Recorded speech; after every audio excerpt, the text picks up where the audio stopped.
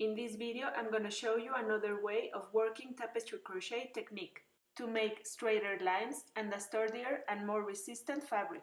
If you have never tried tapestry crochet technique, I suggest you start with another of my tapestry tutorials first, because this one is a little more complex. This sample is made in the round in a spiral with split single crochet, and I will show you how it's made for you to practice.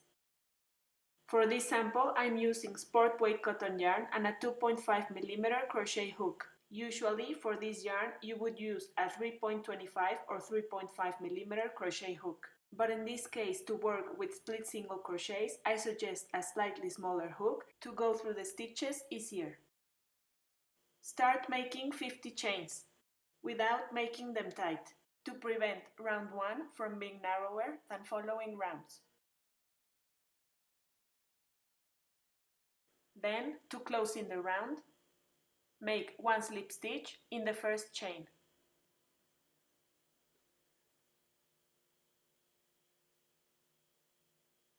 Taking care not to twist the foundation chains. Chain 1 and single crochet 1 in each chain.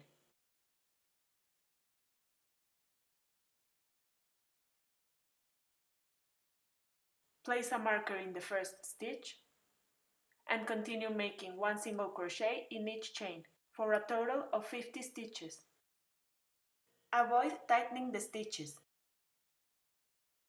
This will allow going through the vertical posts of every stitch to make the split single crochets in the following rounds.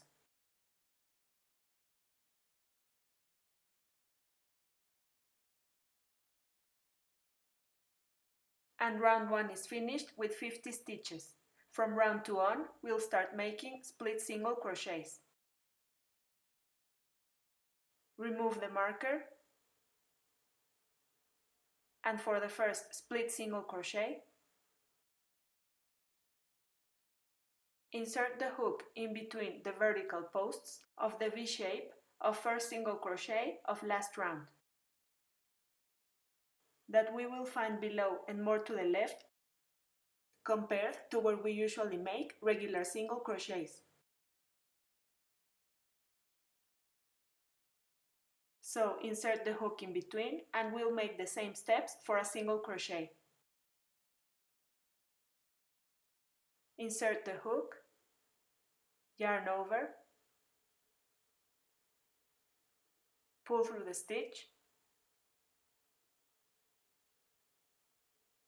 yarn over, and close the first split single crochet and place the marker in this first stitch. For a regular single crochet, we would normally insert the hook under the 2 horizontal loops of each stitch. But for split single crochets, we have to look for the V shape of every stitch and insert the hook in the middle of those 2 posts. Insert the hook, yarn over, pull through the stitch, yarn over, and close. And our second split single crochet is finished.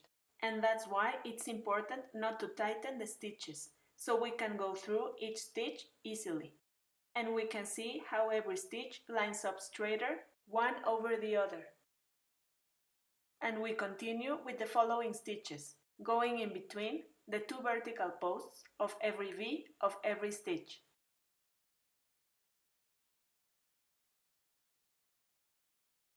And pulling enough yarn before closing each stitch to avoid tightening.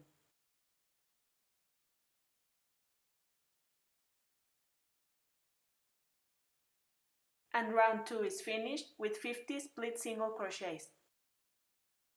We can see every stitch lined up straighter over the last one, resulting in a heavier fabric at the same time. For round 3, remove the marker and we'll begin the first split single crochet. Insert the hook in between the vertical posts of the V, going through the central part of the stitch, yarn over, pull through the stitch, and we'll start carrying a second yarn. Take it, leaving a 10 centimeter tail at the beginning, and place it between the hook and the working color.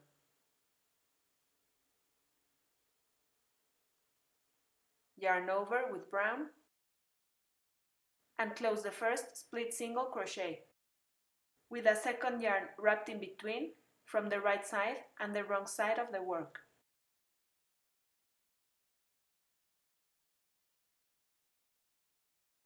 Place the marker in this first stitch, and for the next split single crochet, insert the hook in between the vertical posts of the stitch, going under the second yarn, yarn over with the working color, pull through the stitch, pulling enough yarn to avoid tightening the stitch, yarn over, and close. Again with the second color wrapped in between from the right side and the wrong side of the work.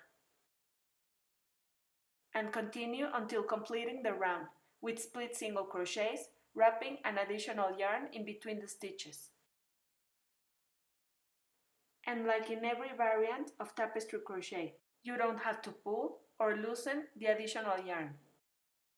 Just let it lay over the stitches of last round to be wrapped and have a regular tension throughout the work.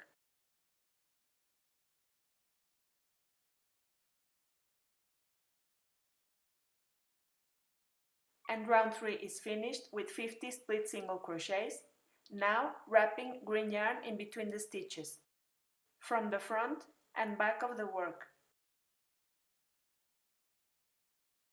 For round 4, remove the marker and we'll start with the first split single crochet.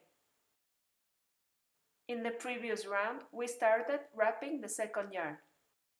So from now on, we will insert the hook going under this additional yarn. To have a regular high proportion of rounds, and to avoid that the wrapped yarn shows through the stitch pattern. So insert the hook going under the additional yarn that was wrapped in last round. We can see it clearly from the back of the work.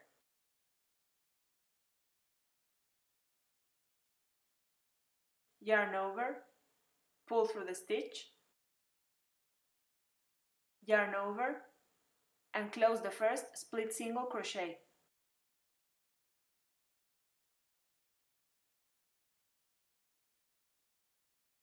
And repeat for the following stitch. Insert the hook going under the additional yarn,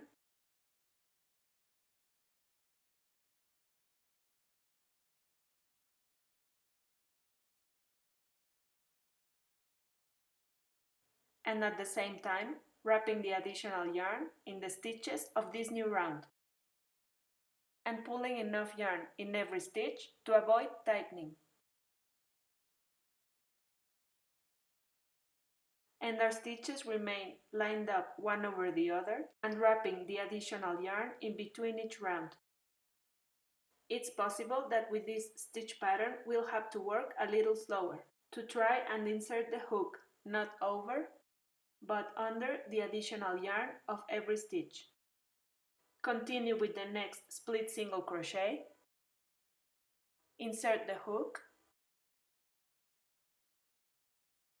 yarn over, pull through the stitch, and before closing I will make the first color change. By lifting green yarn in front of brown yarn, yarn over with the new color,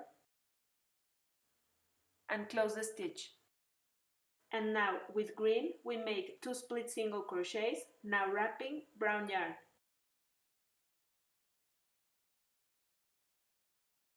Insert the hook in next stitch, going under the additional yarn, and also going under the brown yarn to be wrapped. Yarn over with green, pull through the stitch, yarn over, and close. And I close the first green split single crochet with brown wrapped in between, from the right side and wrong side of the work. Start the next split single crochet with green. Insert the hook in next stitch.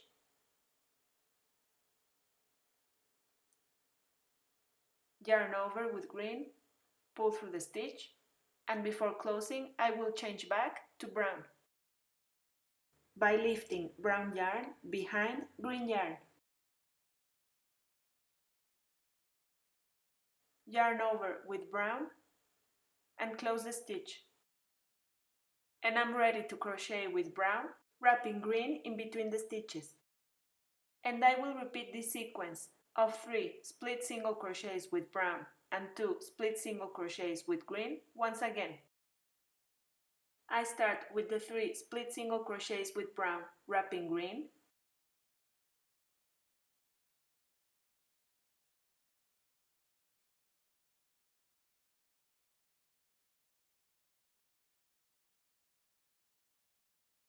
and before closing the third stitch to change to green, I lift the green yarn in front of brown yarn, yarn over and close, and I make 2 split single crochets with green.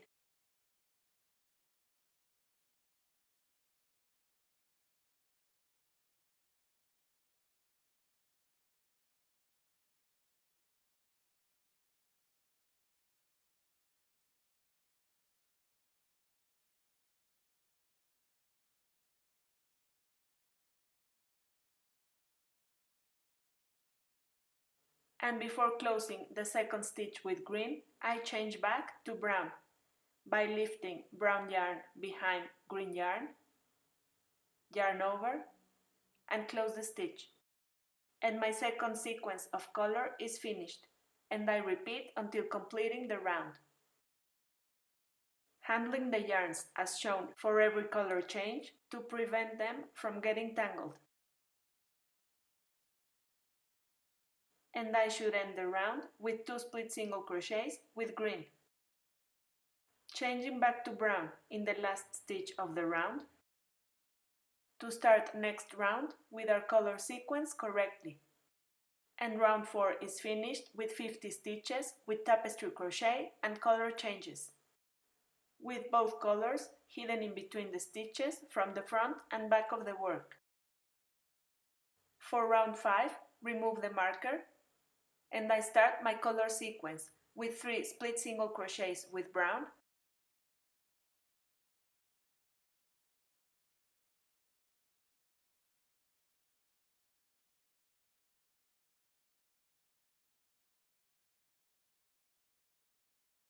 change to green and make 2 split single crochets with green.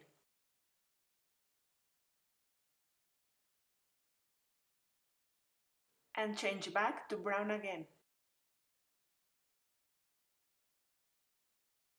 And I continue repeating 3 split single crochets with brown and 2 split single crochets with green to start making the striped pattern.